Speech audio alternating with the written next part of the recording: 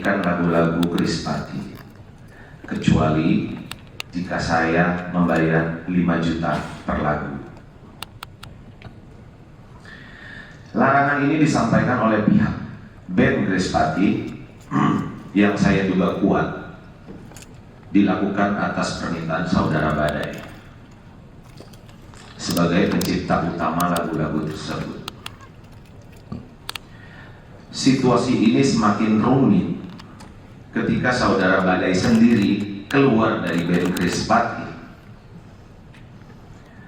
Setelah tidak lagi menjadi bagian dari grup, Saudara Badai justru melayangkan somasi kepada band Krispati, dan secara terbuka melalui media sosial dan pemberitaan nasional menyatakan larangan terhadap Krispati dan juga saya secara pribadi untuk menyanyikan lagu-lagu ciptaannya.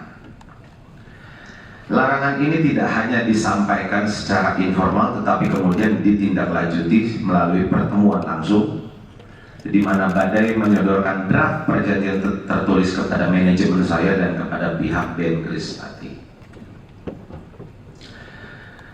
Inti dari perjanjian tersebut adalah bahwa apabila saya atau Krispati ingin menyanyikan lagu-lagu tersebut, maka masing-masing diwajibkan untuk membayar kontribusi sebesar 10% dari honorarium atau pendapatan off-air yang diperoleh dari pertunjukan yang membawakan lagu-lagu tersebut.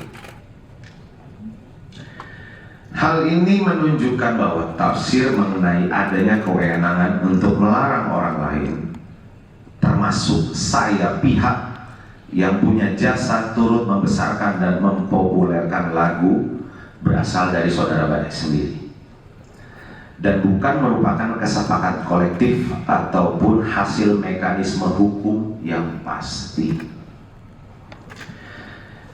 Jujur, saya secara pribadi tidak pernah menyetujui ketentuan tersebut dan memilih untuk tidak menindaklanjutinya, karena saya meyakini dan sangat yakin bahwa posisi saya sebagai pelaku pertunjukan yang sejak awal mempunyai jasa dan telah membesarkan dan merekam lagu-lagu tersebut secara sah, tidak seharusnya diperlakukan seolah-olah tidak memiliki hubungan hukum atau kontribusi apapun terhadap karya-karya tersebut.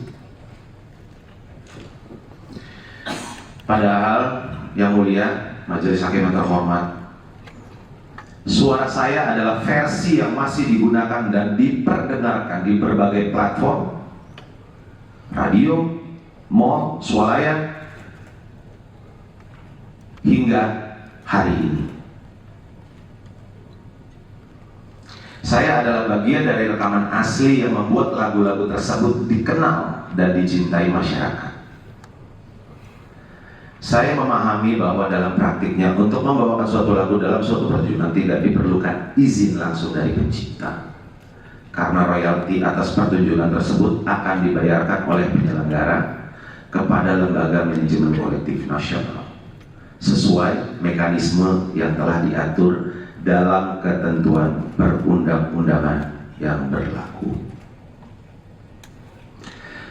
Saya ingin menegaskan sekali lagi bahwa saya sangat menghormati hak dan peran para pencipta lagu, karena kebetulan yang mulia saya juga menciptakan lagu. Saya juga sangat mendukung keadilan yang layak bagi para pencipta, karena saya juga seorang pencipta. Namun polemik ini telah bergeser dari ruang keadilan menuju dominasi sepihak, di mana pelaku pertunjukan atau seorang penyanyi seperti saya yang secara sah berkontribusi membesarkan lagu justru bisa dilarang atau bisa dibatasi secara sewenang-wenang oleh pihak yang merasa memiliki hak atas lagu tersebut. Kami para penyanyi sangat menyadari dan sangat-sangat mengakui bahwa keberhasilan kami, karir kami dalam dikenal luas oleh masyarakat tentu tidak lepas dari kekuatan lagu yang kami bawakan, lagu yang diciptakan dengan sepenuh hati oleh para pencipta. Itu harus kami akui. Namun dengan munculnya berbagai persoalan hukum seperti yang banyak teman-teman alami, saya merasa seolah-olah peran dan jasa kami sebagai penyanyi dalam membesarkan lagu dari nol hingga diakui dan dikenal banyak masyarakat sama sekali seperti tidak diakui jasa kami. Lagu yang kami hidupkan melalui suara, emosi, kini menjadi sumber ancaman hukum. Seolah-olah kontribusi kami tidak pernah ada. Padahal tanpa kami yang menyanyikan dan mempopulerkannya, lagu-lagu itu mungkin tidak akan pernah mencapai hati publik sebagaimana yang terjadi hari ini. Jangan berpendapat, itu kan kesimpulan saudara. Kalau saksi hanya yang dialami. Ya. Bisa saya teruskan yang mulia? Bisa, ada waktunya tinggal 2 menit.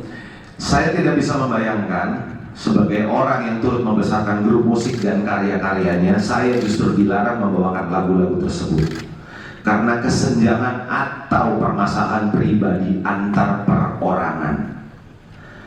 Permasalahan ini kemudian digiring ke ruang publik, di mana pihak-pihak tertentu menggaungkan bahwa untuk membawakan dan mempertunjukkan lagu harus ada izin langsung dari pencipta untuk melaksanakan profesi secara sah dan merupakan bentuk kerugian konstitusional yang nyata sebagaimana dijamin dalam Undang-Undang Dasar Negara Republik Indonesia tahun 1945, khususnya hak atas kepastian hukum yang adil serta hak untuk merasa aman dalam menjalani kehidupan sebagai warga negara dan profesional.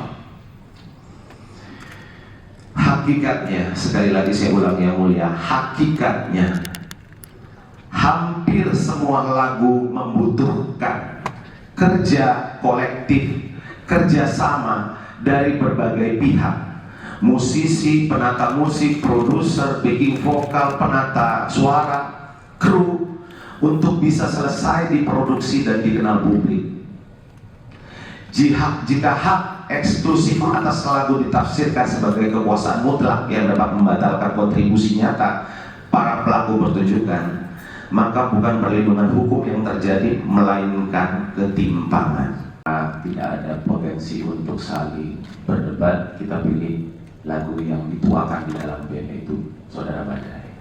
Yang selama ini tidak pernah dipersoalkan. Yang selama kalau ini saya menyanyikan, saya merasa tidak pernah dipersoalkan yang mulia, karena saya tahu banget lah, ini mantan rekan kerja saya Saudara Badai ini hatinya nggak begitu gitu loh, tapi ya sudah, sekarang dinyanyikan dulu.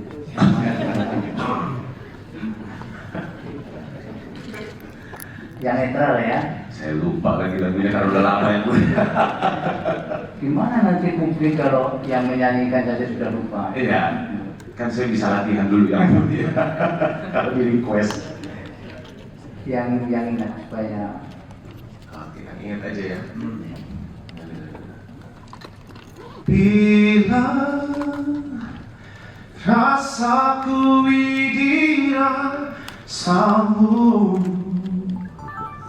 sanggupkah engkau menahan sakitnya terhianati cinta yang kau jaga?